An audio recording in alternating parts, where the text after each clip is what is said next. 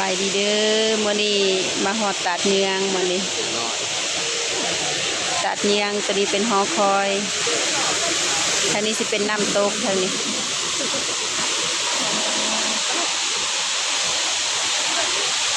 น้ำก็สิไหลลงมาจากถึง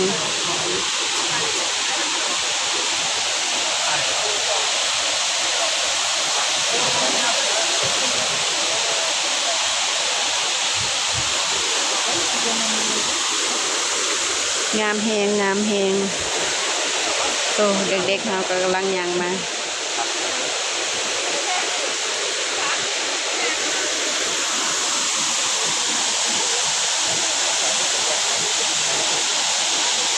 สวยงามสวยงาม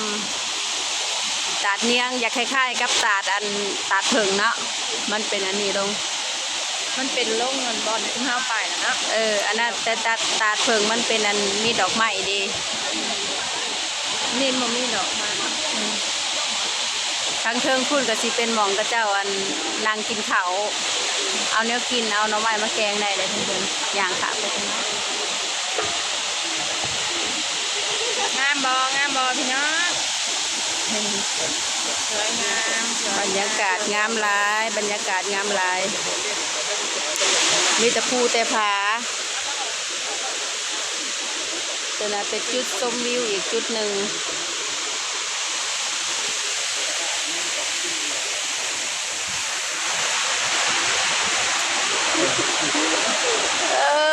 โหเรื่องนะ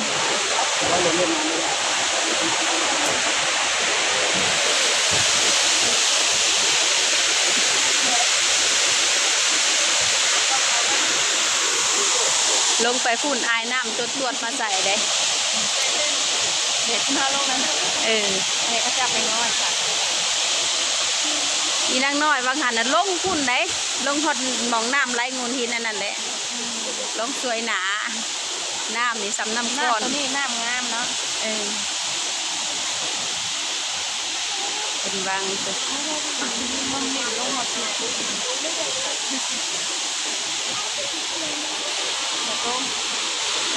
งามลายมาลงนะแม่ขันลงลายสีขึ้นถ่ายบรรยากาศขังเทิงให้เบิงตอนนี้เป็นบรรยากาศขังลุ่มบ่เมื่อยอยากลงบ่อยากพูดเด้นี่ยังอยู่พูดดูหน้าก็ลงหอดฝุ่นแล้วเด้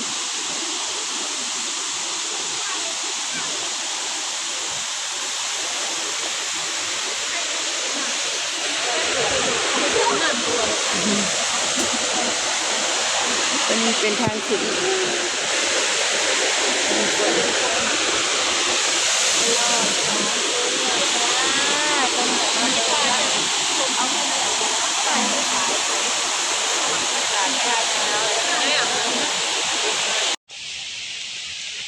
อันนี้เป็นบรรยากาศทางเทิงที่เฮาลงไปเฮาบ่ได้ถ่ายรูปให้เบิ่งนะตัวนี้มาตั้งแทบอยู่ในนี้ด้วยไม่ต้องใส่ใจตาตัวนี้เราเป็นตูนตาตัวนี้แหละต้นแต่ตัวนี้ลงไปตัวนี้ลองอ่านป้ายดูว่ามันสูงได้มาถึงถิ่นดินแดนน้ำตกตัดเยื้องนี่ถามไปทางนั้นก็สิเป็นหม่องนางแคมปิ้งเป็นพรมไม้เย็น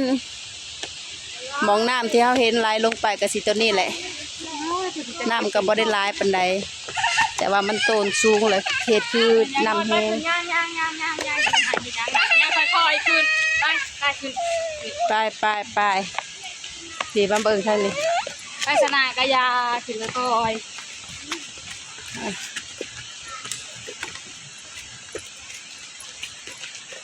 ยังมาได้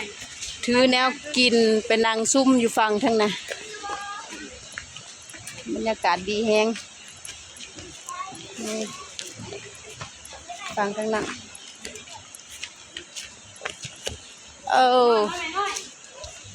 ดูนะข้างใน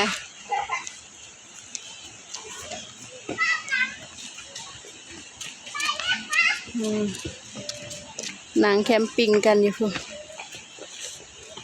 ไปเฮาเมื่อบัดนี้เมื่อยปีนผู้แล้ว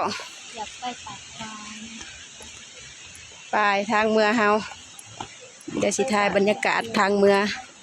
เพราะว่าตอนลงเฮาบ่ได้ถ่ายงามบ่ทางนี้แหละเบิ่งเดี๋ยวมองก็จะนั่งแคมปิ้งอาบน้ำก็ได้นี่บรรยากาศงามแฮงป้าอยู่ทางนี้ ดอกอันนั้นพลอยลง เดี๋ยวงามแฮงเป็นปลาหกกกไม้แถวน่ะนั่งแคมปิ้งเอาหน่อไม้มาแกงแซ่บๆปิ้งปลาเผาตำบักหุ่งปลายมื้อหน้าจังอันเนี้ยมากินวันนี้ขึ้นไปพี่ อยากแกะเราว่า อึบ เลือดตัวเปล่าแก่เลย ไปหัวหยุ่งหัวหยองมาแล้ว มันสีมืดแล้วลูกในดอกยังอันนี้งามแท้นี่ ใจบอกว่าขึ